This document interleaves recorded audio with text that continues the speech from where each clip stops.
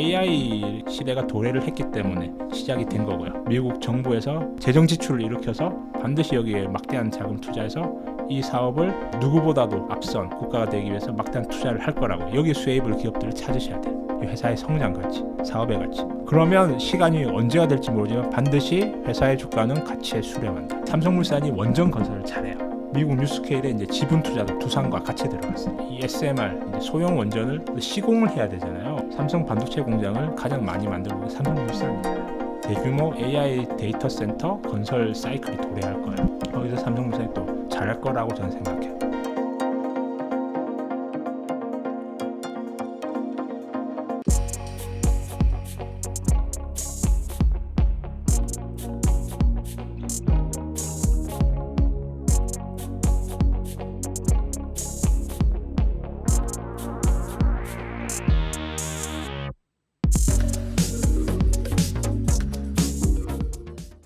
안녕하세요. 인터뷰 진행을 맡은 카프카입니다.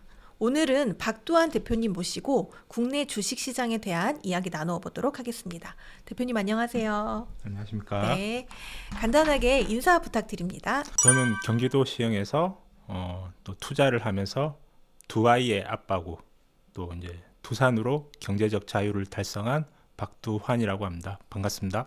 최근에 미국 주식시장 같은 경우는 굉장히 연일 좋은 모습을 보이고 있는데 한국 시장은 좀 어떠한가요? 한국의 이제 대표인 삼성전자가 부진하게 되면서 역시 지금 한국 코스피는 2,600을 지금 넘어가지 못하는 정말 암울한 상황이죠. 이게 전 세계에서 가장 수익률이 지금 떨어지고 있는 이제 한국의 현실이고요. 그래서 삼성전자의 부진 때문에 전체 우리 코스피 지수는 다른 나라들에 비해서 지금 심각하게 못 오르고 있는 상황. 그 와중에도 이제 개별 종목에서는 신고가가 나고 있는 것들이 지금 있는 상황이고요. 제가 투자하고 있는 두산도 최근에 이제 성과가 아주 좋죠. 이제 네. 2달 만에 거의 한 80% 정도 상승을 했으니까. 그러니까 이 지수를 보면 굉장히 좀 답답하고 좀 힘들어서 떠나시는 분들이 많은데 개별 종목에서는 특히 성장이 나오는 주식에서는 수익률은 나쁘지 않다. 이렇게 저는 평가하고 있습니다. 네. 사실 지금 말씀하신 대로 한국 주식시장이 최근에 좋지 않은 모습을 보이다 보니까 한국 주식시장을 좀 떠나시는 분들이 주변에 좀 보이는 모습이 있더라고요. 그런데 이런 한국 주식시장이 계속 이렇게 어려움을 겪고 있는 그 원인은 어떻게 보세요? 첫 번째 이유는 저는 이 금투세 문제가 심각하다고 저는 생각을 하고 있어요.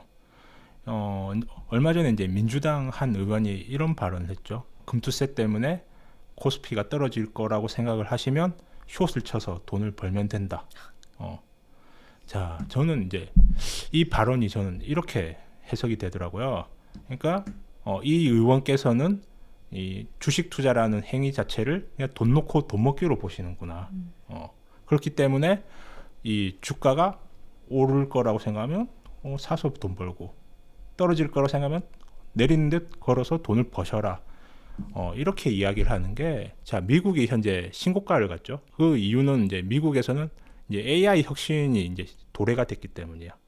AI 혁신으로 해서 이 나라가 더 부강해지고 더 강하다고 생각한 사람들이 미래를 긍정적으로 보기 때문에 이제 거기에 주식을 사는 거죠.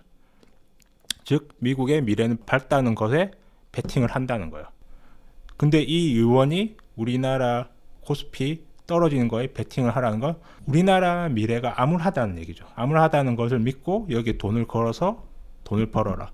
이게 우리나라 정치인들의 수준입니다. 우리나라를 이끌어가는 사람들이 이런 생각 수준으로 정치를 하기 때문에 우리나라 코스피가 정말 척박하고 모두가 떠나고 있고 정말 황폐한 이 지경에 지금 이르렀는데 이 정신을 못 차리고 아직까지도 이 금투세를 해결하지 못한 상황. 이 의원들이 조금만 우리나라 자본시장에 관심을 가지면 금투세보다 먼저 해결해야 될 시급한 문제들이 있어요. 그게 상법 개정이고요. 그리고 배당을 분리과세.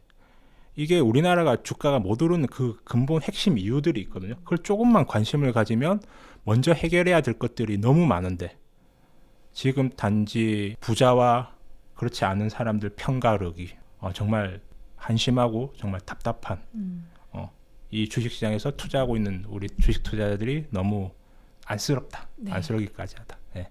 하지만 저는 이 안에서도 성장하는 회사를 찾아서 투자를 하고 그리고 올해 정말 좋은 성과를 거두었고 제 개인적으로 이제 이미 경제적 자유를 달성했기 때문에 여러분들에게 나와서 제가 어떻게 저는 불과 2년 전만 해도 이제 거의 코로나 급락 때 저는 자산이 이제 마이너스 4천만 원까지 갔었거든요. 근데 이제 순자산이 이제 거의 30억이 이제 넘어갔기 때문에 이런 믿을 수 없는 이제 기적을 이루었고 그 과정에서 제가 깨달은 바를 좀 여러분들에게 좀 나눠드리고 싶어서 이제 그런 마음으로 이제 나온 거고요. 이제 제가 계좌를 한번 인증을 좀 해드릴게요. 사실 코로나 때 조금 전에 말씀하신 것처럼 마이너스 4천만 원이요? 네, 그게 코로나 때 2020년 3월 19일이었을 거예요. 그럼 불과 몇 년 전인데 네. 그 지금 몇 년 사이에 수익을 벌써 그만큼 내셨다는 건가요? 네. 대단하시네요. 이제 말로 하는 것보다는 네. 제가 실제로 한번 계좌를 한번 보여드릴게요. 자, 이게 카메라 잘 안 볼 수 있으니까 우리 진행자님께. 네. 이게 지금 이게 숫자가 와. 네. 와. 이렇게 잔액이 큰 계좌는 처음 보는 것 같아요. 와. 그러니까 이런 제가 성과 돈 자랑을 하려고 제가 이걸 보여드린 건 아니고요. 제가 이 한국 주식시장을 10여 년간 투자를 하면서 이 가치 투자에 대한 저의 깨달음을 제가 실천을 했더니 이렇게 저도 경제적 자유를 달성하고 행복한 삶을 살 수 있게 되었다는 걸 보여드리고 싶었어요. 제가 유튜브에 나오게 된 계기가 있었거든요.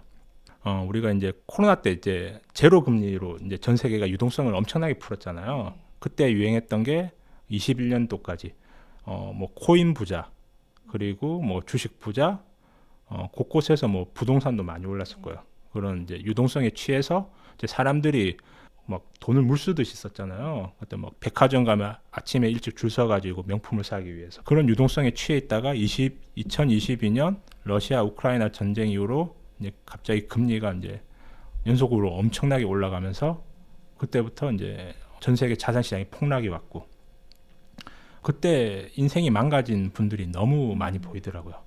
그게 제 예전 모습에 이제 제가 생각이 나서 너무 가슴이 아파서 그때부터 제가 유튜브에 나와서 제가 깨달은 바를 이제 말씀을 드려야겠다 이런 마음으로 이제 제가 작년부터 유튜브에 출연을 했었고 제가 깨달은 바를 계속 그래서 말씀을 드렸었어요. 제가 이렇게 계좌까지 인증해서 여러분께 말씀드린 건 제가 여러분들을 대상으로 어떠한 수익 활동을 하고 있지 않기 때문이에요. 제가 뭐 강의를 한다던가 책을 판다던가 그런 행위를 전 순수 주식 투자만으로 이렇게 부를 이루었고 정말 여러분들이 투자를 통해서 인생이 잘 되고 행복해지길 바라는 마음으로 나와서 이제 말씀을 드리는 거고 저 당분간 개인적으로 좀 방송을 좀 쉴까 해요. 네. 예. 그동안 이제 제가 쭉 가치 투자에 대해서 저만의 깨달음을 설명을 드렸기 때문에 그거에 대해서 좀 긍정적인 영향을 받은 분이 단 한 분이라도 있다면 전 그걸로 만족합니다. 사실 뭐 한국 주식 시장이 계속 이렇게 안 좋다고 해도 또 수익이 나는 종목은 계속 수익이 난다는 걸 또 보여주는 또 계좌 인증이었던 것 같기도 합니다. 그렇다면 지금 뭐 세계적 경제 위기가 온다 이런 이야기도 있었지만 뭐 연착륙으로 조금 선회하면서 미국 주식 시장도 계속 좋은 모습을 보이고는 있는데 한국 경제 상황은 또 그렇게 좋지만은 않다고 또 이야기가 나오고 있어서 이런 경제 상황이 주식 시장에도 영향을 줄까요? 자, 제가 주식 투자를 하면서 수없이 많은 이 매크로 이야기를 하는 사람들이 위기설을 계속해서 들어왔었어요. 제가 투자를 하면서 제일 경멸하는 사람들이 있거든요. 그게 기관 소속으로 이렇게 나와서 매크로 굉장히 여러분들이 알아듣기 어려운 이야기를 하면서 뭐 이렇게 위기가 온다, 뭐 주가가 빠질 거다 이런 이야기를 하는 사람들 저는 굉장히 경멸을 하고 있습니다. 우리가 불과 2년 전으로 돌아가 보면 그때 나스닥이 7천 간다고 해서 굉장히 유명세를 탔던 사람도 있었어요. 근데 지금 결과적으로 어떻게 됐죠? 미국이 역사적 신고가를 가고 나스닥 7천은커녕 지금 엄청난 이제 주가 상승, 엔비디아 AI 혁신으로 인해서 이 AI 관련주들이 막 엄청난 시세를 보여줬잖아요. 매크로로 인해서 제가 부자가 됐다는 사람을 저는 본 적이 없고요. 만약에 이 매크로 승률이 떨어질지 오를지를 그거를 60% 이상의 확률로 맞추시는 분들이 있다면 저는 그분에게 제 전 재산을 다 드리고 그분에게 배울 생각입니다. 제가 이 말씀을 드리는 건 그런 사람은 없다는 거예요. 예. 그렇기 때문에 무슨 경제 위기가 온다 이런 거는 진짜 실력이 있는 사람이었으면 나와서 자기 걸 했겠죠. 그분들이 비싼 월급을 받으면서 할 말이 없기 때문에 굳이 나와서 쓸데없는 알아듣기 힘든 어려운 매크로 이야기를 하면서 뭐 경제 위기가 온다 안 온다 이런 거는 그냥 그분들이 자기 그냥 비싼 월급 받으면서 그 자리에 있기 미안하니까 그런 얘기를 만들어서 막 여러분들에게 막 이야기를 하는 거예요. 저는 그렇게 생각해요. 네. 그러니까 대표님은 이렇게 거시 경제적 상황보다는 개별 주식에 더 집중을 하는 게 낫다라는 이야기시죠? 제가 보는 건 금리예요. 금리요. 네. 금리 그것만 봐요. 이렇게 생각합니다. 작년에 이제 주식이 폭락할 때 미국 10년물 국채 금리가 5%까지 상승했었거든요. 네. 그러니까 이제 자산 시장이 전체적으로 폭락이 왔었다고요. 자, 그러면 그 이유는 뭐죠? 그 논리는 예를 들면 은행에 미국 채권 금리에 내가 돈을 넣어 놓으면 이자를 5%를 받는데 내가 주식 투자를 해서 5% 성장하는 회사에 내가 주식 투자할 이유가 있을까요, 없을까요? 굳이 그럴 필요가 없죠. 왜죠? 주식 투자에는 리스크가 따르기 때문에. 네. 그렇죠.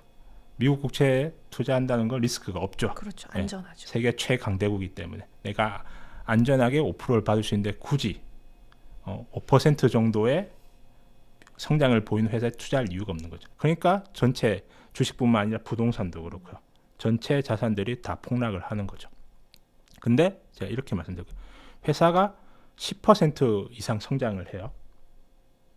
배당도 한 2%, 3% 정도를 줘요. 네. 그러면 해볼 만하지 않아요? 그러면? 해볼만하죠. 그렇죠. 네. 그런 종목들이 있었어요. 제 기준에 두산이었고요. 해볼만 했었어요. 그래서 모두가 패닉에 집어 던질 때 저는 그 주식을 싸게 이제 계속 모았었고요. 그러니까 5% 금리에 비교해서 한 10% 이상의 회사가 성장을 보여주면서 배당을 2%, 3% 줄 수 있으면 그럼 해볼만 하잖아요. 그렇죠. 그냥 이제 그런 기준이죠. 고금리 상황에서 지금 우리나라도 굉장히 지금 힘들잖아요. 네. 자영업자들 뭐 폐업률이 역대 최고치라고 하는데 이 높은 금리 안에서 정말 성장하는 회사를 자산을 찾기는 정말 어렵습니다. 그러나 있어요. 그걸 내가 찾을 수 있다면 거기서 인생 역전 주식 투자를 할 수 있는 겁니다. 그렇다면 지금 같은 시장 상황에서 좀 많이 떨어질 폭락할 가능성이 있는 종목이나 산업 섹터가 있다면 어디일까요? 제가 방금 금리를 기준으로 말씀드렸잖아요. 현재 뭐 금리가 좀 내려갔다 하지만 여전히 높죠. 그렇죠. 네, 여전히 대출이자 그래도 한 4% 이상 나오죠 지금. 그럼 이렇게 생각해 보면 될까요? 내가 이 4% 은행에 놓으면 4% 이자를 내가 받을 수 있는데 굳이 투자를 해야 되나? 그 관점에서 보면 이렇게 한번 생각해 볼게요. 우리나라가 평균 PER이 한 10 정도를 평가를 받아요. 평균 PER 10. 이건 무슨 뜻이냐면 이 회사가 현재 벌어든 이익을 기준으로 한 10년을 이렇게 운영을 했을 때 이게 이 회사 시가총액만큼 이익이 나온다는 거예요. 제가 쉽게 다시 설명드려 볼게요. 우리가 권리금을 주고 식당을 인수한다고 생각해 볼게요. 이 식당의 순이익이 1년에 1억 원 정도 남았다고 가정을 해 볼게요. 그러면 내가 이걸 얼마에 인수하는 게 적절한가? 모든 사람들이 이거에 대해서 고민하지 않을까요? 식당을 인수할 때. 근데 주식 투자는 그렇게 하는 사람들이 별로 없어요. 전문가들이 좋다는 이야기만 듣고 뛰어들어 가지고 그러니까 이 회사가 벌어든 이익에 대비해서 시총이 얼마인지 이런 걸 보고 뛰어드는 사람이 별로 없단 말이에요. 제가 작년부터 나와서 강력하게 제가 경고드렸던 게 2차 전지 사태. 그리고 지금도 굉장히 터무니없이 좀 비싼 주식들이 너무 많이 보여요. 그리고 이제 그 과정에서 혹시 국내 주식에 투자를 하시나요? 아니요. 국내 주식 투자 안 합니다. 혹시 그 이유가 있을까요? 일단 주식은 국내 주식 너무 어렵고요. 정보도 또 비대칭성이 좀 있어서 불안하기도 하고 저는 그래서 아주 소액으로 미국 주식만 조금 가지고 있습니다. 자, 저는 이게 대부분의 우리 국내 투자자들이 가진 마음이라고 생각을 해요. 방금 말씀하신 걸 들어보면 즉 국내 주식 시장에 대한 불신이 있다는 거예요. 불신. 믿을 수가 없다는 거죠. 저도 우리나라 주식시장에 거의 대부분이 좀 사기와 이런 좀 나쁜 사람들이 판치고 있다고 저는 생각을 하고 그렇게 저는 너무 많이 보여요. 그게 제가 투자로 성공할 수 있었던 건 이 사기치는 인간들의 수법을 파악을 하고 있기 때문에 거기에 걸려들지 않고 오히려 이 사람들의 패턴을 제가 역이용했기 때문에 투자로 성공할 수 있었던 거고요. 제가 최근에 진짜 우리나라에 몽골에서 리튬을 개발한다는 그런 업체가 있어요. 굉장히 이제 몽골에서 개발하면 굉장히 싸게 리튬을 생산해서 한국에 가져와서 배터리를 아주 싸고 좋게 만들 수 있다고 이 회사는 이제 광고를 하고 있어요.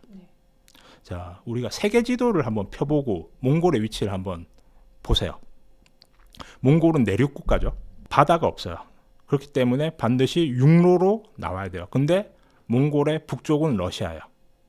몽골의 남쪽은 중국입니다. 현재 이제 러시아와 한국의 관계가 어떻죠? 안 좋죠. 최악이죠. 네. 오히려 지금 거의 적대 국가가 됐죠. 네. 그 이유는 북한이 네. 우크라이나에 전투에 파병을 했고 그걸 우리나라가 또 좌시할 수 없죠. 그래서 이제 거의 적대 국가가 됐어요. 그런 상황이 됐고요.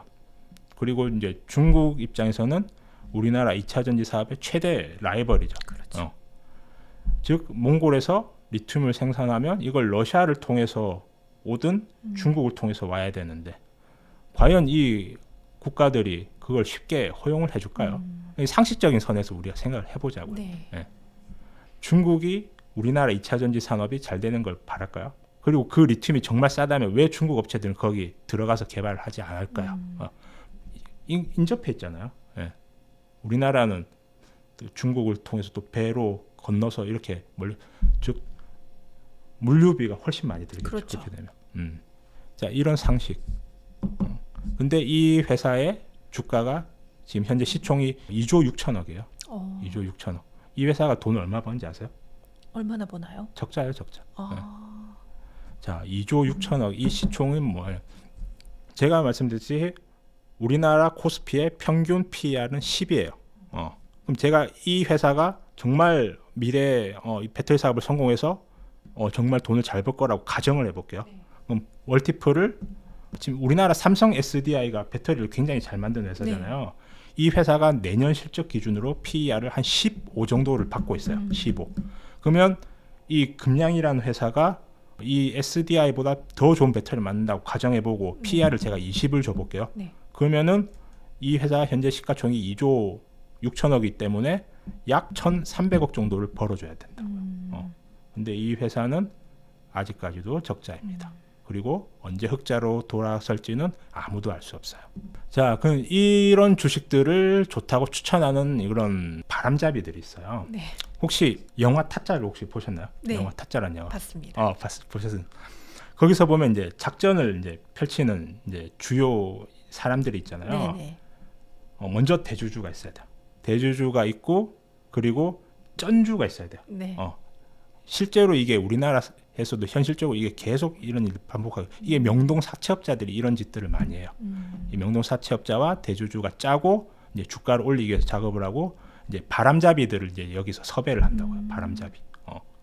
근데 이제 이 주가를 부양하려면 이 바람잡이를 띄워야 되잖아요. 네. 그럼 이 바람잡이가 어떤 종목을 이야기하면 거기에 이 사채업자들이 돈을 거기다 쏘는 거예요.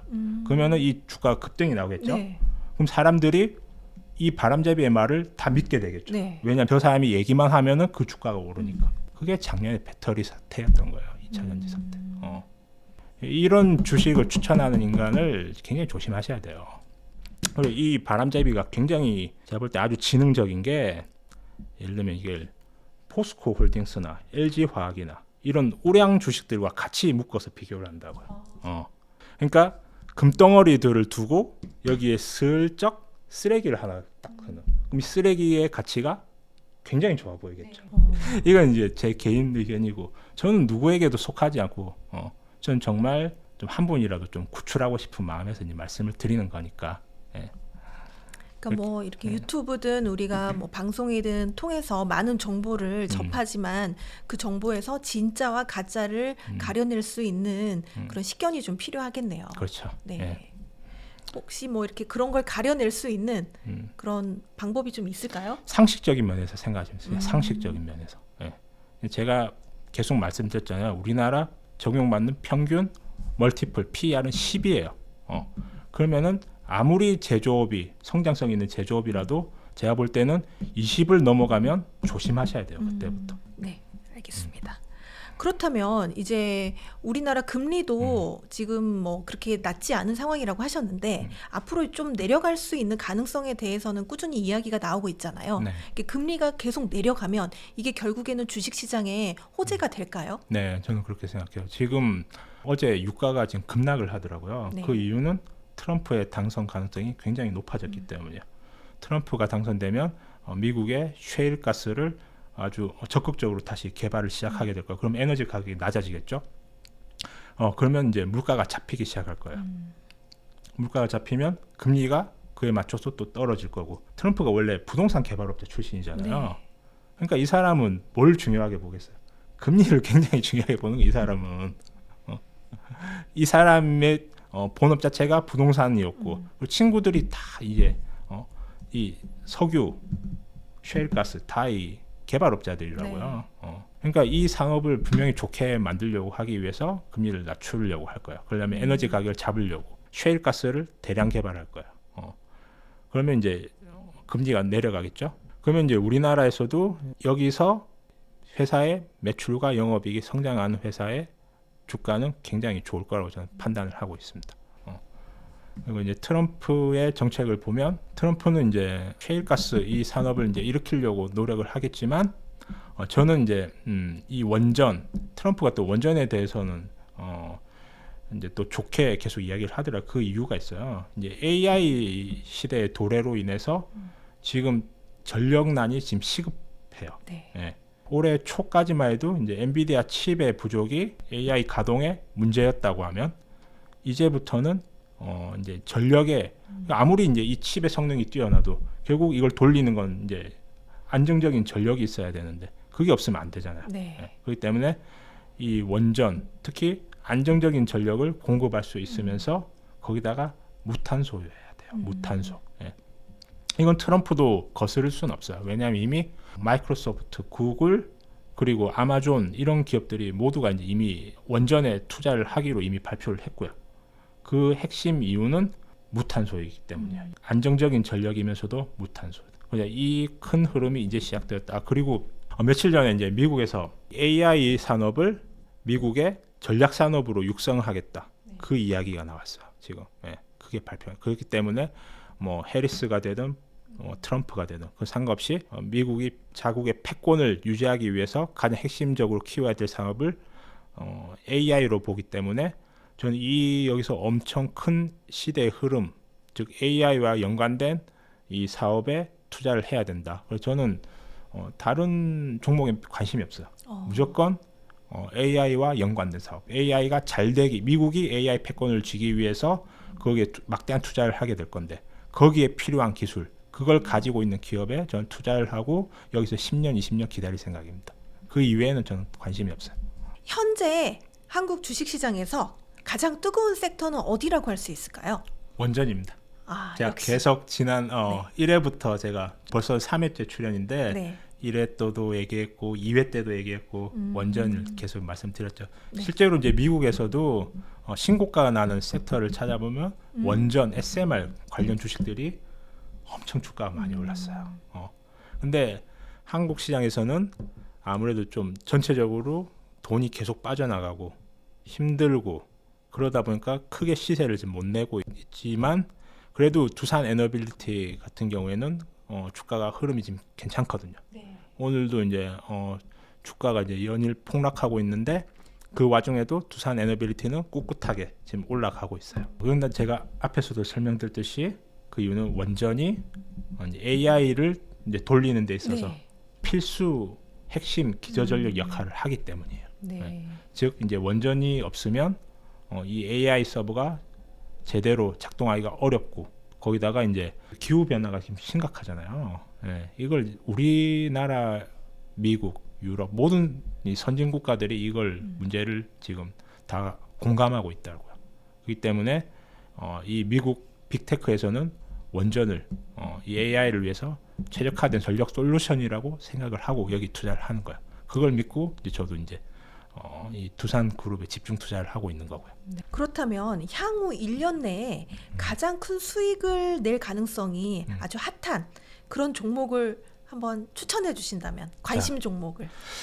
현재로서는 저는 이제 가치를 보잖아요. 가치. 네. 저는 뭐가 올라갈지 제가 어떻게 그걸 알겠어요. 제가 이제 여기 한 달 전에 나고 2달 전에 났지만 두산이 제가 한 달 전에 정말 힘들다고 제가 말씀드렸잖아요. 네. 한 달 만에 지금 20억이 날라갔다고 지금. 근데 지금 한 달 반이 지났는데 두산은 그때부터 무려 80% 넘게 상승을 했어요. 제가 이걸 알았을까요? 저도 몰라요. 제가 믿는 건 뭐죠? 가치를 보는 거예요. 회사의 가치, 이 회사의 성장 가치, 사업의 가치. 그러면 시간이 언제가 될지 모르지만 반드시 회사의 주가는 가치에 수렴한다. 이걸 믿는 거예요. 그게 1년 뒤가 되든 2년 뒤가 되든 저도 모르는 거죠. 근데 기다리는 거예요. 그 기다림이 힘들기 때문에 배당을 받으면 돼요. 배당. 네, 배당. 네. 이 배당이 사실 우리 주식 투자의 가장 기초적인 자체가 배당이에요. 배당. 우리가 왜 주식 투자를 해야 되죠? 주식 투자라는 것 자체가 내가 이 사업을 하는 사람에게 내 자금을 맡기는 거잖아요. 그럼 이 사람은 내 자금을 받은 사람은 열심히 사업을 해서 돈을 벌어가지고 주주들과 같이 나누는 거죠. 네. 그게 배당이잖아요. 근데 우리나라는 왜 지금까지 이 배당의 가치에 대해서 굉장히 소홀했어요. 근데 이 중요성을 이제서야 깨닫고 배당을 올리는 그런 정부의 정책들이 이제 시행이 되고 있어요. 거기에 맞춰서 연일 어렵다고 하지만 우리나라 금융주들은 지금 주가가 굉장히 좋거든요. 네. 그 이유는 간단해요. 이 금융주들이 배당을 늘리겠다고 발표를 했기 때문이에요. 그리고 현대차도 올해 주가가 굉장히 많이 상승했었거든요. 특히 현대차 본주보다는 현대차 우선주가 많이 올랐어요. 그 이유는 역시 현대차 그룹에서 배당을 올리겠다고 발표를 했기 때문이에요. 즉 배당이 올라가기 때문에 그걸 보고 외국인들은 수익률을 계산하는 거죠. 외국인들 시각은 단순해요. 은행에 넣어놓은 것보다 이 주식을 투자했을 때 배당의 이익이 더 좋으면 그걸로 돈을 옮기는 거예요. 정말 쉽죠. 네. 네. 그런 쉬운 관점에서 이제 우리 종목을 찾아보면 저는 현재 가장 가치가 싼 종목으로는 저는 이제 두산우라고 제가 생각을 하고 있어요. 두산우. 상대적으로 저평가됐단 네. 말씀이시죠? 두산우는 현재 두산 본주보다 이제 절반 가격에 지금 거래가 되고 있고요. 이게 우선주와 본주는 근본적으로 하나의 같은 주식이에요. 그런데도 이 차이가 벌어지는 거는 이제 수급의 쏠림. 예를 들면 이제 펀드 매니저 입장에서는 시총이 3조가 넘어가는 본주에 집중 투자를 할 수밖에 없죠. 아무래도 우선주 같은 경우 시총이 지금 4천억 대니까 아무래도 좀 큰 자금을 넣기가 어려우니까 그렇기 때문에 두산이 성장성이 부각이 되면서 기관과 외국인의 자금이 본주에 집중이 됐었고 그렇기 때문에 괴리율이 지금 굉장히 많이 벌어졌어요. 근데 제가 말씀드렸던 이 배당의 가치를 생각해 보면 우리가 주식 투자를 하는 이유 그 가장 근본은 배당을 우리가 이 사업이 잘 돼서 거기에 나 회사가 돈을 많이 벌어서 배당을 받는 거잖아요. 네. 근데 내가 지금 두산우를 투자를 하면 예를 들면 이제 지금 두산 본주가 20만 원, 두산우가 10만 원이란 말이에요. 그럼 내가 20만 원으로 두산 본주를 한 주 살 바에는 우선주를 내가 2주를 사면 배당을 2배를 받잖아요. 예. 그러니까 이 관점에서 바라보면 두산의 성장성, 회사가 성장성이 있다는 건 이 회사가 미래의 이익이 계속 증가할 것이다. 회사가 돈을 잘 벌면 배당으로 돌려주겠죠. 예, 배당을 더 늘리겠죠. 그렇기 때문에 현재 가치 관점에서 봤을 때 현재 두산우가 제 눈에는 가장 싸 보인다. 뭐 오르는 건 모르겠어요. 저는. 두산 에너빌리티는 그러면은 뭐 저평가는 아니라고 보시는 건가요? 실적 기준으로 봤을 때는 저평가는 아니에요. 저평가는 아니에요. 그렇기 때문에 제가 두산에 이제 집중 투자를 했었던 거고요. 네. 두산 에너빌리티는 현재까지도 돈을 못 벌고 있어요. 잘. 근데 이제 미래에 이제 많이 벌 거지. 미래에 많이 벌 걸 기대를 하기 때문에 이제 주식은 미래 성장성에 대한 베팅이거든요. 네. 결국에. 그래서 최근에 이제 많이 올라가지. 단지 이제 가치의 관점에 봤을 때는 저는 이제 두산우를 가장 싸다고 보고 이제 성장성은 이제 원전도 좋지만 이제 두산 같은 게 제가 계속 말씀드린 두산전자의 성장성. 가장 먼저 돈을 빨리 버는 것은 두산전자이기 때문에 이 두산그룹 안에서. 그러니까 이 AI 투자 사이클이 이제 도래를 했는데 네. 엔비디아에서는 지금 현재 1년치 주문이 지금 완판이 됐다고 해요. 그러면 우리가 이 투자 사이클이 언제 끝날지는 그건 아무도 알 수 없는 거죠. 그렇죠. 그러면 일단 1년치는 완판이 됐으니까 최소한 2, 3년은 가지 않을까요? 그렇죠. 네. 내가 좀 보수적으로 생각해. 한 2년, 3년 잡자고요. 네. 그때 되면 이제 두산 같은 경우에는 두산 에너빌리티의 지분을 30%를 가지고 있어요. 만약에 두산 에너빌리티가 3년 뒤, 4년 뒤에 1조를 벌면 두산에는 그게 연결로 지분 30% 가지고 있으니까 3천억이 이익이 잡히는 거야. 즉 두산 에너빌리티가 잘 되면 두산이 또 수혜를 누리고 또 두산 에너빌리티가 돈을 잘 벌면 또 배당을 주겠죠. 그 배당금이 또 두산 지주로 유입이 되겠죠. 즉 두산의 자체 사업인 두산전자의 사업이 현재 아주 좋고 호황기고 앞으로 3년 뒤, 4년 뒤 두산 에너빌리티가 초장기 성장을 누리게 될 거야. 그렇기 때문에 뭐 1년, 2년 보고 투자하는 거 아니고요. 네. 최소 저는 항상 말씀드린 2030년을 보고 투자를 해야 된다. 왜? 2030년에는 SMR이라는 혁신 기술이 드디어 우리에게 우리 시대에 도래하게 된다는 거예요. SMR이라는 혁신 기술이. 네. 그거를 팔아도 그걸 보고 팔아야죠. 아, 네. 그거 보기 전까지는 팔면 안 된다. 그러면 대표님은 앞으로 이제 투자자들이 주목해야 할 그런 섹터로 AI 그리고 AI와 관련된 산업들 이렇게 보시는 건가요? 그렇죠. 그 중에서도 제가 이제 그다음 타자로 보는 건 로봇 산업이에요. 네. 로봇 산업. 일단 트럼프 당선 확률이 굉장히 지금 높아졌잖아요. 뭐 결과는 이제 나와봐야 알지만 트럼프의 정책 중에 대표적인 게 반이민 정책이 있어요. 반이민. 이민자를 안 받는다는 거예요. 그리고 기존에 있던 이민자들도 좀 쫓아내는 정책을 하고요. 그렇게 되면 어떻게 될까요? 그러면 일단 미국 내 일자리가 그렇죠. 좀 낮은 페이를 받으면서 일할 사람이 부족해지고 네. 그러면 전반적인 인건비 상승이 발생하겠죠. 네, 네. 그러면 회사를 경영하는 오너라든가 우리 자영업자 입장에서는 어떻게든 이 인건비를 낮추고 싶을 거예요. 그러면 로봇 산업이 그때서야 대동하게 될 거예요. 네. 저는 거기서 기회를 보고 있어요. 앞으로 미국에 진출할 수 있는 로봇 회사. 근데 또 이거에 대해서는 너무 이제 기술이 앞으로 너무 격변하고 네. 특히 이제 테슬라 같은 게 벌써 인간형 로봇을 출시를 했고 그렇죠. 정말 시대의 기술이 너무 빠르게 바뀌고 있기 때문에 내가 확신을 가질 수 있는 이제 로봇 회사를 찾아서 거기 투자하면 좋은 성과가 있을 거라고 저는 생각을 하고 있습니다. 네. 잘 모르면 테슬라가 가장 안전할 것 같아요. 네. 그렇다면 지금 뭐 이런 섹터나 종목에 투자하지 않으면 좀 후회할 거다. 그런 부분이 좀 있을까요? 지금이라도 당장 제가 말씀드렸던 그 종목들을 매수를 하시고 공부를 하셔가지고 찾아서 이제 스스로 매수를 하시고 원전 로봇 이런 관련이요? 그렇죠. 네. 예. 그리고 AI 이 모든 건 이제 AI 시대가 도래를 했기 때문에 시작이 된 거고요. 그렇기 때문에 저는 이런 말, 죽어도 내가 AI에서 죽겠다. 네. 이건 진짜 시대의 변화거든요. 미국은 반드시 이거를 이뤄내야 돼요. 그래야지 다음 100년, 다음 200년에 패권을 움켜쥘 수 있다고 판단을 한 거예요. 그렇기 때문에 무슨 금리가 높든 금리가 내려가든 경기 침체가 오든 안 오든 아무 상관없어요. 그냥 이건 미국 정부에서 재정 지출을 일으켜서 반드시 여기에 막대한 자금 투자해서 이 사업을 누구보다도 앞선 국가가 되기 위해서 막대한 투자를 할 거라고요. 여기 수혜입을 기업들을 찾으셔야 돼요.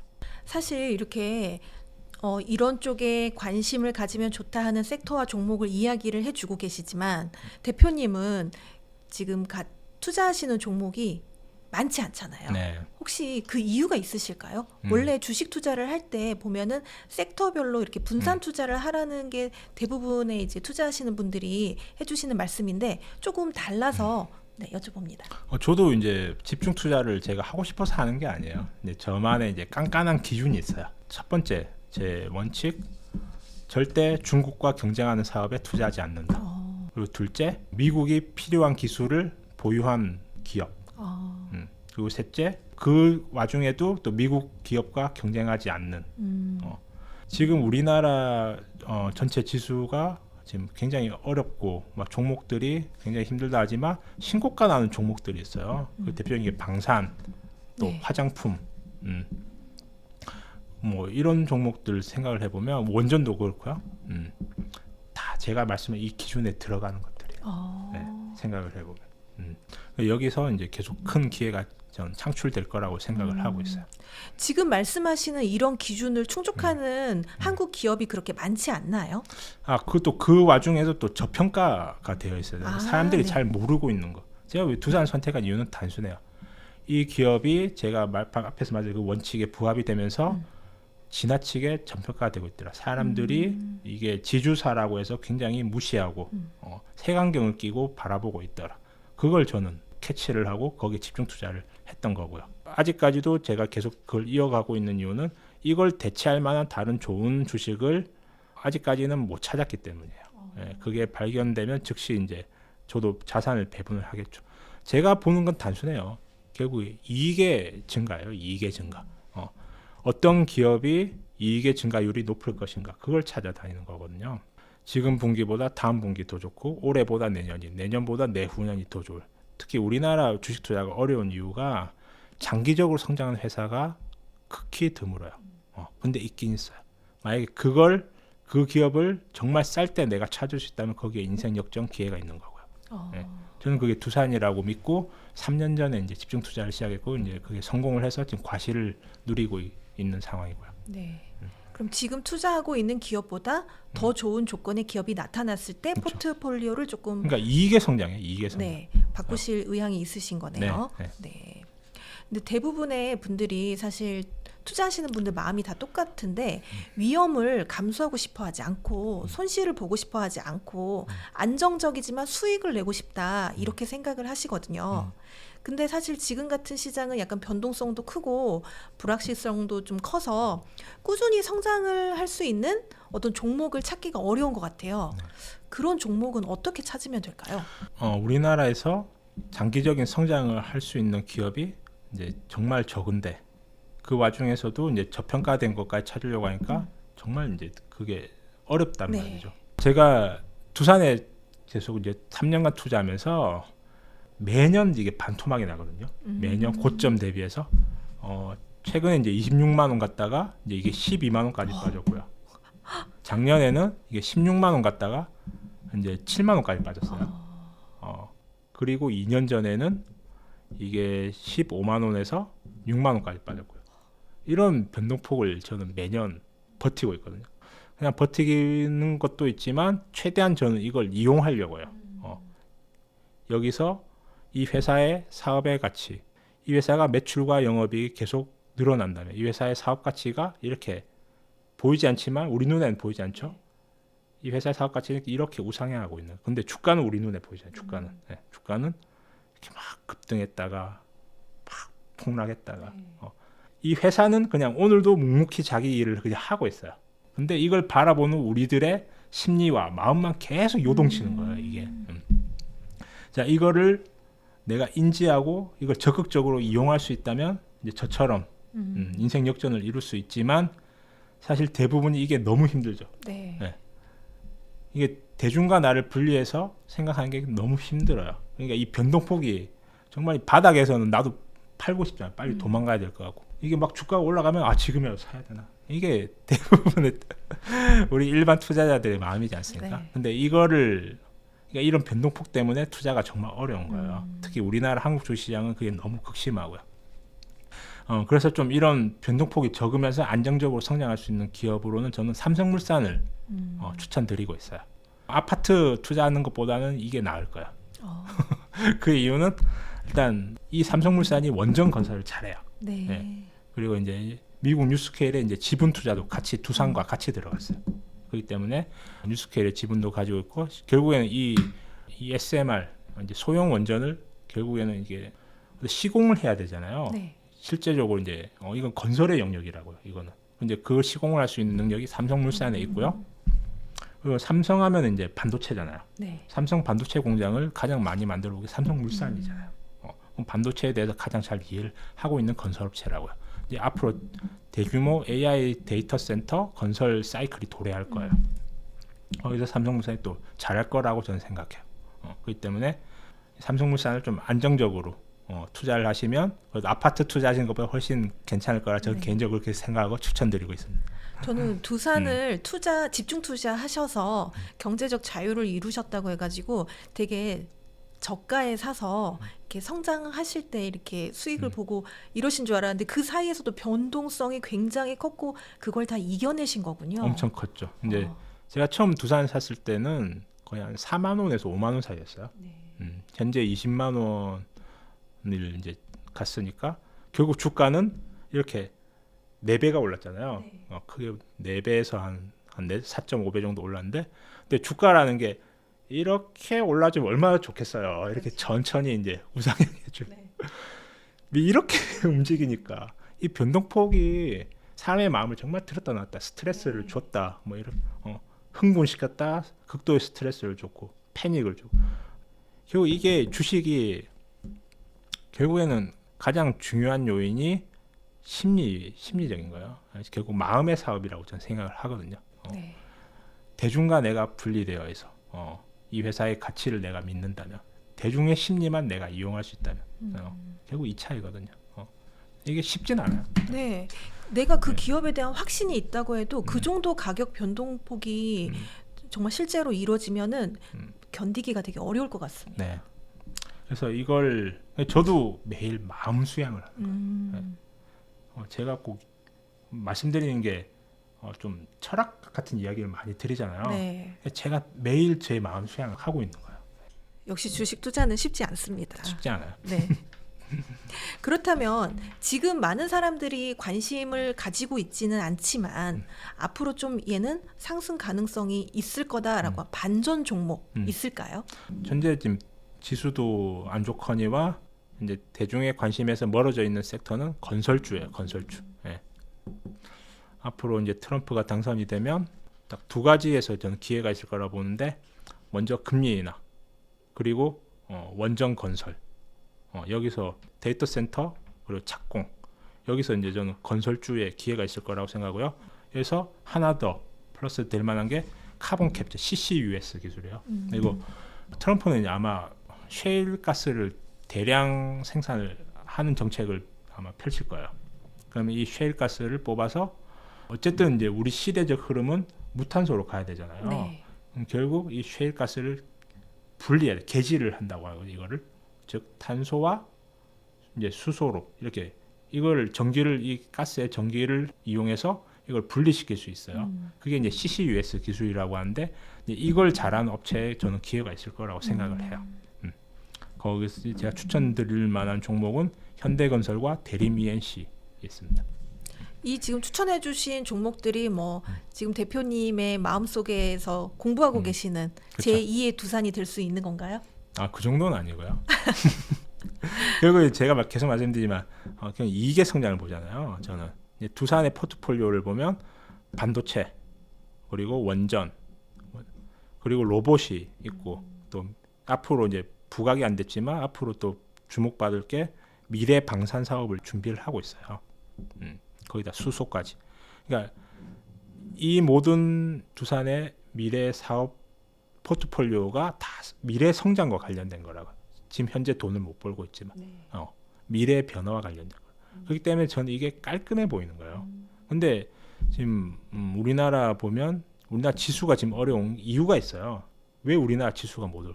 지금 중국과 심각한 경쟁 관계에 놓여져 있다고요. 이게 화학, 철강, 이 모든 섹터가 지금 오늘 LG화학이 굉장히 어닝 쇼크가 나왔어요. LG화학 아까 보니까 뭐 마이너스 8%까지 빠지던데 그 이유는 이제 LG화학이 어떤 회사죠?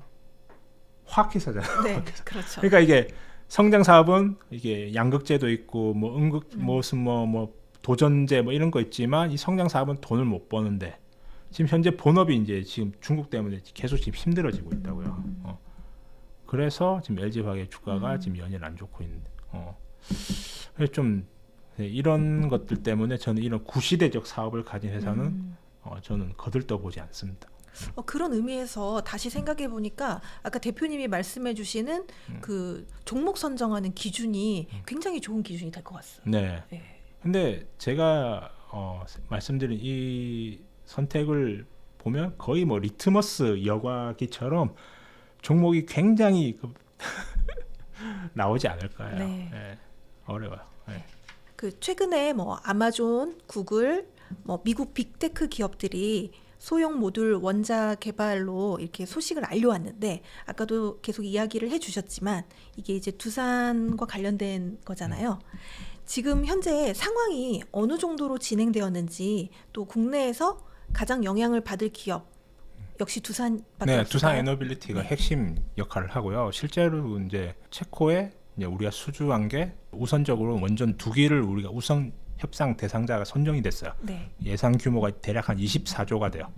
이 중에 거의 한 8조 이상이 두산 에너빌리티가 이제 하는 그 네. 매출로 인식이 네, 되거든요. 네. 그러니까 사실상 두산 에너빌리티가 가장 큰 역할을 하는 거죠. 그래서 핵심 주기기도 이 회사가 만들어서 납품을 하고 이제 우선 협상자로 선정이 되었다는 게 어떤 의미냐? 이건 제가 쉽게 말씀드리면 우리가 집을 하나 계약을 했다고요. 이제 신축인데 이 안에 제가 옵션을 정해야 되잖아요. 여기 벽지는 뭐로 하고 마루는 뭐로 할 것이고 뭐 천장, 에어컨은 뭐 천장형으로 할지 시스템 에어컨 뭘로 할지 이런 걸 결정하는 거예요. 이게 이제 우선 협상자로 이제 당신이 이제 시공업자로 이제 했는데 이 안에 어떤 옵션들을 내가 넣을 것인가 이걸 이제 협상하는 과정이라 생각하시면 되고요. 그러면 이제 내년 본계약은 이제 내년 초가 될 거예요. 자, 근데 제가 말씀드렸듯이 이제 원전은 이제 시작입니다. 이제 두산 입장에서는 이 체코가 전초 기지가 될 거예요. 우리 팀 코리아 입장에서 이 체코를 전진 기지로 삼아서 이제 동유럽 쪽으로 먼저 원전을 쫙 이제 퍼질 거예요. 첫 번째가 폴란드가 될 거고요.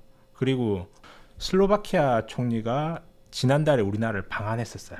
그리고 이제 두산 에너빌티에 공장을 또 시찰을 하고 갔어요. 이게 지리적으로 보시면 체코 북쪽에 폴란드가 위치했고요. 바로 이거 오른쪽 밑에 슬로바니아가 있어요. 슬로바키아. 그리고 바로 왼쪽에 이제 독일이 붙어져 있다고요. 우리가 이제 독일하면 이제 탈원전 국가로 우리가 알잖아요. 이건 반쪽짜리 탈원전이에요. 네, 독일이 지금 탈원전을 하면서 이거 생각해 보세요. 독일은 탈원전인데 바로 이 역국가들에서 다 원전을 지금 건설하고 있는 거예요. 그럼 이 독일은 거기서 생산된 전기를 쓰는 거예요. 그러니까 이게 반쪽짜리 탈원전이라고요. 그 핵심을 아셔야 돼요. 네. 그럼 팀 코리아에 속한 기업들은 두산 에너빌리티 하나인가요? 아니잖아요. 그러니까 왜 제가 두산 에너빌리티를 계속 말씀드리냐면 이제 미국에서도 이 원전의 사이클이 이제 도래하기 시작했어요. 최근에 이제 마이크로소프트에서 컨스텔레이션이라는 이 업체와 원전으로 이제 장기 전기 공급을 받는 계약을 맺었거든요. 그래서 이 컨스텔레이션은 2019년에 폐쇄된 3마일 섬에 있는 원전을 재가동하기로 했어요. 그러면 이 안에 있는 설비를 다 바꿔줘야 될 거예요. 2019년 폐쇄가 됐으니까. 그럼 여기에 핵심 주기가 뭐가 들어갈까? 그 핵심 주기 누가 만들어줄까? 생각을 해보면 역시 두산 에너빌리티밖에 없다는 거죠. 네. 그렇기 때문에 미국의 원전 확장성을 고려해봤을 때 가장 수혜받을 수 있는 종목은 두산 에너빌리티다. 네. 네. 그렇기 때문에 저는 계속 두산에 집중을 하고 있는 거고요.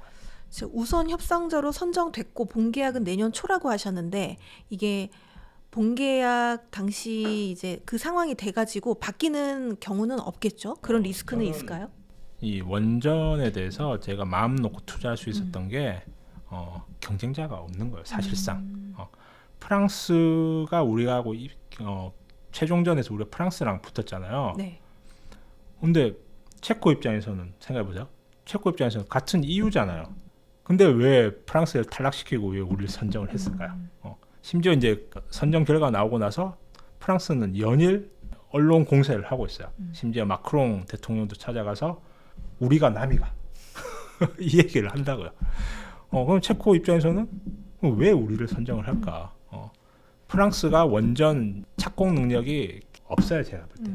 제가 파악한 바로는 프랑스는 무려 자국에서 건설하고 있는 원전마저도 10년이나 지연되고 있다고. 그러니까 지금 프랑스에는 무슨 이야기가 나오냐면 원전 종사하는 인력을 10만 명을 양성하겠다고 해요. 이제서야.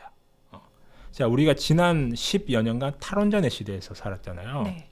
그럼 프랑스도 마찬가지였다는 거예요. 프랑스가 유럽 최대 원전 국가지만 특히 이제 탈원전 친환경 운동은 유럽을 중심으로 일어났잖아요. 그러다 보니 원전에서 종사하는 사람들이 다 빠져나갔던 거예요. 다른 산업으로. 그리고 실제적으로 이 원전에서 이제 어떤 원전 관련해서 꿈을 키우는 그런 꿈나무들도 다 없어졌을 거 아니에요. 다른 사업으로 다 갔겠죠. 우리나라도 마찬가지였어요. 지난 문재인 정부의 5년간 원전 관련 학과에 지원한 학생이 거의 없었어요. 지난 5년간. 그게 우리나라의 원전 경쟁력을 약화시켰죠. 프랑스, 유럽은 그게 10년 넘게 진행이 됐기 때문에 프랑스도 기존에 있는 착공된 그런 원전 시설들 유지 보수 정도 하고 있지 실제 이제 신설하는 게 굉장히 어렵다고요. 이제 모두가 이제 그런 탈원전 시대가 10년 넘게 진행이 되다 보니까 그 관련된 인력이 이제 없는 거예요, 사실상. 예.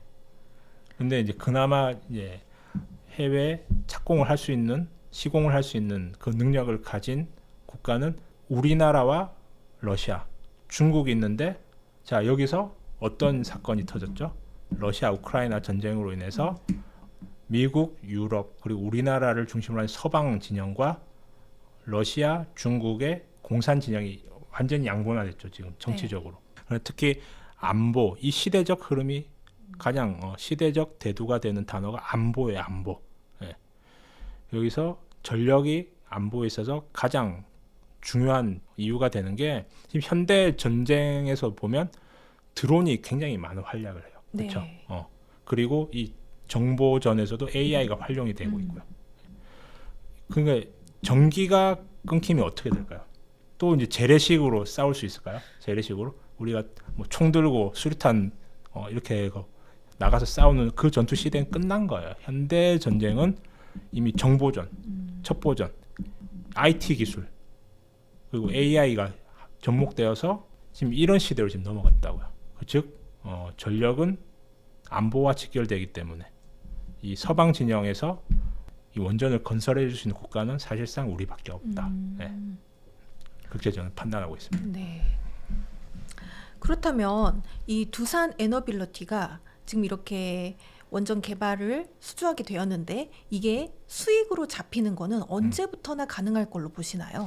거의 완공되기까지 10년이 걸려요. 그러니까 내년에 착공이 들어가면 거의 뭐 빨라야 우리나라는 그나마 좀 납기일이 빨라서 거의 한 8년 정도로 잡더라고요. 그러면은 이제 내년이 25년이니까 거의 한 32년, 33년 정도 돼야지 이제 하지만 그 중간중간에 다 매출이 인식이 돼요. 근데 제가 말씀드리고 싶은 건 체코 하나가 아니잖아요. 네. 체코 하나가 아니고 폴란드도 이제 수주가 나올 거고요.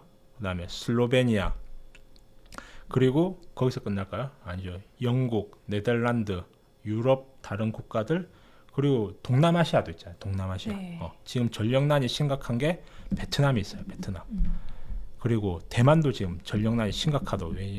반도체 사업이 너무 잘 되다 보니까 거기서 막대한 전력을 반도체 산업에 써야 되는데 전력이 지금 부족하다고 하더라고요. 거기다가 전 세계에서 전기를 가장 많이 쓰는 국가 미국에서 데이터 센터 건설에 네. 지금 슈퍼 사이클 시작이 됐는데 얼마 전에 이제 그 백악관에서 AI 관련된 기업들의 수장들이 다 모였어요. 그래가지고 회의를 했는데 거기서 주제가 미국이 AI 최강대국이 되려면 지금 당장 무엇이 필요한가였어요. 거기서 이구동성으로 얘기한 게 전력이에요. 전력. 예, 전력. 그렇기 때문에 이제 원전의 슈퍼롱 사이클은 이제 시작되었다. 근데 이걸 만들어주시는 국가는 팀 코리아 그중에서 핵심 역할을 하는 건 두산 에너빌리티다. 그렇기 때문에 저는 이 회사의 성장을 최소 20년을 바라보고 있는 겁니다. 최소 20년. 뭐 결국에는 두산 에너빌리티를 포함해서 두산 그룹 자체가 아주 큰 성장을 보일 수 있는 가능성이 있는 거네요. 이미 주가도 그걸 반영하고 있잖아요. 연일 이렇게 삼성전자 박살나고 우리나라 지금 올해 뭐 주식 투자해서 돈 버셨다는 분들이 거의 없다고 하더라고요. 근데 이 와중에도 두산 에너빌리티 주가 흐름 좋죠 지금. 네. 그런 두산 그룹이 합병을 재추진한다고 들었습니다. 이전과 달라진 부분이 있을까요? 이게 합병을 추진하면 두산 에너빌리티 주가에는 어떤 영향이 있을까요? 저는 현재로서 이제 영향은 이제 없다고 보고요. 왜 그러냐 이미 이 이야기가 나온 지 3달이 지났어요. 지금 이제 8사람은 이제 다 팔았기 때문에 8사람은 다 팔았어요. 이제 그리고 이제 주가적으로 큰 영향은 없을 건데 이제는 이걸 보셔야죠. 두산 바켓이 이제 두산그룹에서 핵심 현금 창출 능력이 가장 뛰어났어요. 재무제표가 굉장히 예뻐 보였어요. 그런데 이제 이걸 뗀다고 하니까 기존 두산 에너빌리티 주주들의 불만이 굉장히 높은 상황인데 이제 앞으로는 단순해요. 두산 에너빌리티 자체 사업의 성장만 보면 되는 거예요. 두산 에너빌리티가 IR을 했는데 이 회사가 실적 전망이 2028년이 되면 약 한 8천억에서 9천억 정도를 성과를 낼 거라고 해요. 그러면 이제 2030년이 되면 뭐 이렇게 계속 저는 수주가 쌓일 거기 때문에 계속 우상향하리라고 봐요. 답은 간단합니다. 그때까지 기다리실 수 있으면 장기 투자를 하시면 되고요. 못 기다리시겠으면 그냥 팔고 나가시면 되는 거예요. 사실 두산 에너빌리티가 뭐 좀 등락이 있었는데 최근에는 연일 좀 좋은 모습을 보여주고 있잖아요. 지금 같은 시점에 매수를 하는 것도 괜찮을 거라고 보시나요? 저는 이런 질문이 나오면 말씀드린 게 그 고민할 시간에 그냥 매수하시고 일하러 가셔라. 지금 네. 한 주라도 더 사셔라 그러죠. 제가 말씀드렸잖아요. 이제 2030년까지는 가져가셔야 된다. 이게 사람들이 너무 이게 다들 마음이 너무 조급해요. 제가 볼 때는 이제 원전의 이제 빅 사이클은 올해 시작됐어요. 이제 시작이라고요. 큰 흐름이 어떤 씨앗이 싹을 틔워서 이제 올라오고 있는데 사람들이 마음이 조급한 거죠. 2030년이 되면 SMR 시대가 도래하면서 화려하게 꽃을 피울 건데 이 줄기가 왜 빨리 안 자라는지 매일 보면서 막 가슴이 막 조급하고 답답한 거죠. 못 기다리는 거예요. 제가 계속 말해요. 타이밍 재지 마시고 즉시 사시고 이 원전의 슈퍼사이클 이제 시작됐기 때문에 빨리 나가서 한 푼이라도 더 버셔가지고 한 주라도 더 사시는 게 좋다. 네, 그게 부자 되는 길이에요. 꾸준히 적립식으로 매수하는 게 가장 좋은 방법일까요? 맞습니다. 제 친구가 그렇게 하고 있어요. 제 친구 같은 경우에 1년 6개월 정도를 이제 두산 우선주를 계속 이제 이 친구는 월급 탈 때마다 매수를 하고 있거든요. 이 친구가 가장 똑똑한 친구예요. 이 친구는 스트레스 안 받잖아요. 저는 이제 적극적으로 이제 어쨌든 투자로 성과를 내기 위해서 스트레스를 받으면서 대중 심리를 이용하면서 어떻게 트레이딩해서 더 많이 벌어보겠다고 노력을 하지만 전 그 친구가 최고라 생각해요. 스트레스 안 받잖아요. 그럼 그 친구분은 주가를 확인 안 하시나요? 뭐 하기는 하겠죠. 하지만 이제 꾸준히 네. 적립식으로 매수하셨으면 지금 뭐 무조건 수익권이시겠네요. 오래되셨으니까. 제가 앞에도 말씀드린 회사의 가치는 우리 눈에 보이지 않아요. 우리 눈에 보이지 않는데 회사의 가치는 이렇게 계속 우상향하고 있어요. 근데 인간의 심리는 요동칩니다. 탐욕, 공포, 탐욕, 공포. 이것만 계속 반복되는 거예요. 그것이 주가에 실제로 반영돼서 변동성이 크다 이렇게 이야기를 해주시는 거네요. 지금 뭐 주식 투자를 두산그룹에 하고 계시죠? 물론이죠. 지금도 이제 두산우에 지금 집중 투자를 하고 있고요. 네. 전략을 그럼 어떻게 가지고 가고 계세요? 두산그룹만 이렇게 어느 정도 퍼센티지를 나눠서 기업들에 이렇게 투자를 하고 계시는 건가요? 저 같은 경우 이제 레버리지를 쓰기 때문에 좀 많이 오르면 레버리지 줄이고 또 이제 사람들이 또 공포에 집어던지기 시작하면 또 레버리지 이렇게 해서 사고 그거밖에 없어요. 그래야 이제 물리면 어떻게 하냐, 더 떨어지면 어떻게 하냐. 배당 받으면서 버티면 된다. 네. 자, 주가가 떨어지면 좋은 게 있어요. 뭐가 좋을까요? 배당 수익률이 좋아지는 거죠. 예를 들면 이제 10,000원을 주는 주식이 10만 원에 거래가 되고 있었는데 배당을 10,000원을 주는데 10만 원에 거래되는 회사가 주가 반토막에서 5만 원이 됐어요. 배당 수익률이 어떻게 됐죠? 배당이 그대로인데 올라갔죠. 네. 이걸 보는 거예요. 이거를 주가 떨어지면. 현재 두산우는 배당률이 얼마나 되나요? 저는 계속 이제 우상향할 거라고 생각해요. 이제 두산 같은 경우는 2019년까지 5,200원을 줬었거든요. 이제 그게 이제 회사가 힘들어지면서 2,000원으로 지금 줄어든 상황인데 저는 이게 이제 밸류업이라는 시대적 흐름과 또 두산이 회복한 게 올해가 원년이에요. 앞으로 장기간 좋아질 걸 생각하고 그 과정에서 배당이 올라갈 거고요. 그래서 예전 배당 이상을 회복해서 뭐 언젠가 뭐 배당 한 10,000원 주지 않겠어요? 기다리면. 네. 그냥 배당을 받아서 이제 저는 이제 배당만으로도 생활이 가능하게 됐으니까 그냥 감사하게 생각하고 제가 말씀드렸던 그 SMR 시대가 도래할 때까지 그냥 기다리겠습니다. 그러면 아무리 이렇게 지금 수익권이긴 하시지만 아까도 말씀하셨듯이 주식이 큰 폭으로 하락하면 마인드가 이게 마음이 굉장히 불안해지잖아요. 힘들죠. 네, 그럴 때는 어떻게 그걸 극복하시나요? 자, 시장이 이렇게 극단적으로 폭락이 우리나라에는 굉장히 자주 나와요. 1년에 한 번씩 극단적인 폭락이 나오는 것 같아요. 시장이 극단적으로 폭락하면 저도 극단적으로 생각해요. 내가 이제 배당에 먼저 배당을 생각을 하고요. 이 회사가 돈 버는 거에 문제가 없다면 내가 배당이 나올 텐데 그 배당을 내가 받아서 쌀을 사고 김치를 사고 라면을 사서 먹으면서 버티고 내가 몸으로 뛰어서 배달을 하든 쿠팡 알바를 하든 거기 기다리면 이 회사의 성장성이 꺾이지 않았다면 내 투자 아이디어 틀리지 않았다면 반드시 주가는 회복된다. 그걸 믿고 버티는 겁니다. 기다리는 겁니다. 그렇다면 지금 이제 두산 에너빌리티가 한 뭐 10년 정도 후면은 굉장히 이제 많이 좋아질 거라고 하셨는데 뭐 앞으로 10년 정도 뒤에 얼마까지는 뭐 오를 거다. 뭐 예상하는 건 아무도 못하지만 그냥 뇌피셜로라도 말씀해 주시면 우리가 어떨까요? 당장 내일의 주가도 저는 알 수 없어요. 네. 그런데 이제 10년 뒤에 사실 예전 신의 영역이죠. 그 사이에 무슨 일이 벌지 아무도 알 수 없어요. 그렇게 저는 예언자가 아니고요. 저는 관찰자예요. 관찰자. 이 기업이 내가 생각하는 그 방향으로 가고 있는지 매일 추적 관찰하는 거예요. 네. 그래서 함부로 이제 주가를 뭐 제가 예언할 수 없죠. 근데 제가 생각하는 인류의 미래를 생각했을 때 지금 나오는 모든 혁신 기술들이 AI 그리고 전기차 그리고 가상화폐 이 모든 것들이 막대한 전력을 필요로 한다는 거죠. 네. 즉 이 전력이 필요로 한데 여기서 무탄소로 만들어줄 수 있는 현실적인 대안은 원전밖에 없기 때문에 저는 이 원전 산업의 장기적인 성장성을 믿는 거고요. 근데 이 아이디어가 틀림이 뭔가 변화가 됐거나 뭐 틀렸다거나 그렇죠? 그게 나오면 즉각 전 수정을 해야겠죠. 그것뿐이에요. 근데 그게 틀리지 않았으면 그냥 묵묵히 같이 가는 거예요. 그냥. 네. 두산 에너빌리티 주식을 이렇게 볼 때 뭐 한 10년 정도 볼 때 그 중간에 우리가 이제 고려해야 될 리스크가 있을까요? 만약에 제2의 후쿠시마 원전 사태 같은 게 터지면 즉각 매도하고 다시 보지 마십시오. 단순하죠?